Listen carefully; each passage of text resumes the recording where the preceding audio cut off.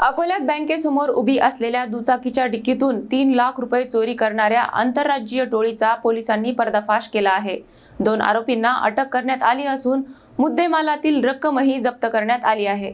11 February 2026 रोजी अमरावती येथील सुशांत जयंता बल्लाळ यांनी रामदासपेठ पोलीस ठाण्यात तक्रार दाखल केली होती। त्यांनी अकोला येथील स्टेट बँक मुख्य शाखेतून चेकद्वारे 3 लाख रुपये काढून ते आपल्या प्लेजर दुचाकीच्या डिक्कीत ठेवले। त्यानंतर आयसीआयसीआय बँक टिळक रोड येथील एटीएम समोर वाहन उभे करून ते बँकेत गेले असता अज्ञात चोरट्यांनी डिक्की फोडून रक्कम लंपास केली। या प्रकरणी गुन्हा दाखल करून पोलिसांनी तपास सुरू केला। तांत्रिक विश्लेषणाच्या आधारे स्थानिक गुन्हे शाखेने आंध्र प्रदेशातील प्रशांत भास्कर गुंजाळा आणि डेनियल्ला बेलप्पा गोगाला या 2 आरोपींना ताब्यात घेतले। तेलुगू भाषेतील दुभाषांच्या मदतीने चौकशी केली असता त्यांनी गुन्ह्याची कबुली दिली।